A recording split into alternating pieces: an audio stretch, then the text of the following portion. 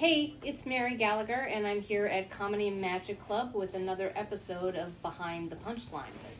What was the first joke you wrote, and how did the audience react? So, the first joke I wrote, I was 7, and it was, "What kind of skirt do you mow?" And it was a grass skirt.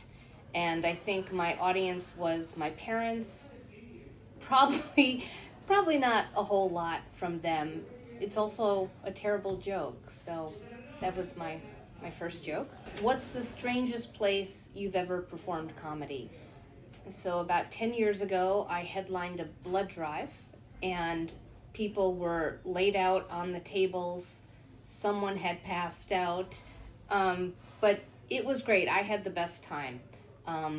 But yeah, that was definitely, because there was no mic, and I just stood in the middle of all these blood stations and just kind of turned and did jokes for people that were just passing out while I was making jokes. What's next, the weirdest heckler you've ever encountered? And that would be when I opened up for Sam Kinison and Pauly Shore in Green Bay, Wisconsin at the Civic Center. I had a partner then. I was in a comedy duo, and we were about 20 years old. And you would think two 20-year-old females opening up for Sam Kinison and Pauly Shore would be a great idea, but it was pretty much just 3,000 men yelling, "Show your tits or get off the stage." And we did. Get off the stage. Get off the stage. Hi, Amy. Okay. What's the most outrageous costume you've ever worn for a performance? So also in Green Bay, Wisconsin, I was very popular as a singing telegram comic. I did a lot of singing telegrams in Wisconsin. I don't sing, so I would just do comedy. I would kind of roast the person that I was doing the singing telegram for, and I was really good. I would get tipped $100 every time I did it. I would just write jokes about the person that was getting the telegram. I would just work on this for days and days because I couldn't sing and I wanted to keep the job, so I'm like, I better be funny. But I would often be dressed as a cop, or I would go as a bananagram. And Bananagram. A bananagram. Yeah, I was a banana. What's a comedy special that has inspired you to pursue this career? So I'm trying to look to see if his name is on the wall here. I know it's somewhere. His photo's right outside. So I became a stand-up comic because in 1986 I saw Wayne Cotter do his first set, pretty sure it was his first set, on David Letterman, and I memorized the set word for word, got all his timing down. That's how I learned how to do stand-up comedy. And then about 15 years later, when I was hosting at the Improv on Melrose, Wayne Cotter walks in, and I was like, "Oh my gosh, you're Wayne Cotter. I'm Mary Gallagher. I became a comic because of you, and I know your entire set word for word from David Letterman 1986. And he goes, "No, you don't." And then we step outside onto the sidewalk where I did the set, and he was like, "Okay, security, anyone? This lady's crazy." Yeah, so he really inspired me. I can still do the set too. I can still do all the jokes. What's a secret talent that many people may not know? I'm a cartoonist.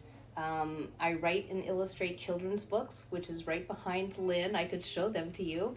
And I also worked as a certified nursing assistant for a very long time. And I'm also registered to save animals. I was trained for EARS, which is an emergency animal rescue service, and I went to a training program, so if there's a disaster, I could come get your cat. So, do you remember when you started playing here at the club? Well, I remember that it took me a couple of years, emailing. And actually, I was here at the club about 20 years ago before I was ever here as a comic. I was here because I was an assistant for a pilot that was shot here for Jeff Dunham. So Jeff was here and I was his assistant. And that was like 20 years before I ever came here as a comic. But I remember Richard said, come on a Wednesday and you can audition. And I was so excited to come. And then I got a job in Atlanta and I missed it. And then it was another couple of months. And then he didn't have me audition. He just actually had me on a Friday or Saturday night show. And I was like, yes. But no, I don't think I remember the first one. I'm sure I was very nervous. But I just know nobody screamed, show your tits or get off the stage. So it was definitely an easier show than that one. And you've been performing here at the club since then. Yeah, I have. And then tonight, you are here opening for Jay Leno and Jimmy Brogan. It was a great house.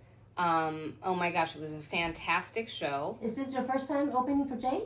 I have opened for him at Flappers in Burbank, but it's the first time me opening for him here at Comedy and Magic. And how are you feeling? Oh my gosh, so thrilled. I'm so honored to be here. I mean, I'm always just so excited to come in this room and see everyone on the wall and just sit and hang out with the comics. And you guys treat us so fantastic here. You treat me like a queen.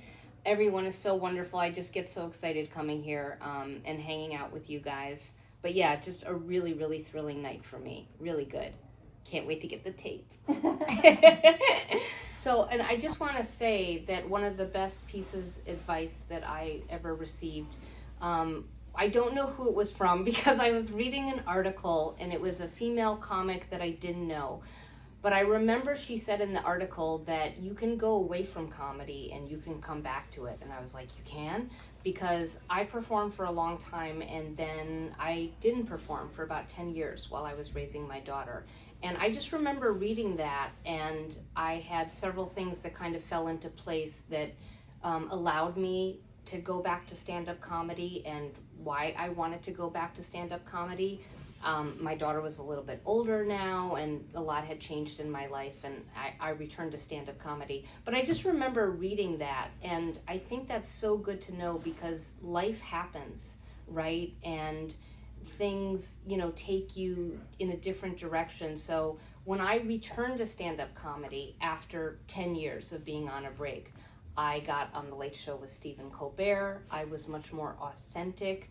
I had a whole, a lot of years of life experience that now were part of my comedy. So I just want to tell any other comics out there that if you go away from comedy, that's great. You can come back to it. Because I think I grew up feeling like, oh, if you're not in this every day for your entire life, you're not a comic. And that wasn't my path.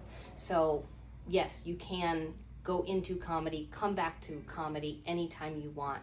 And also, to get on late night TV, Brian Kiley gave me great advice, which was to create a spreadsheet of my set, of my tight set, my jokes, and keep doing it, and give each joke either 1 check, 2 checks, or 3 checks, according to the size of the laugh.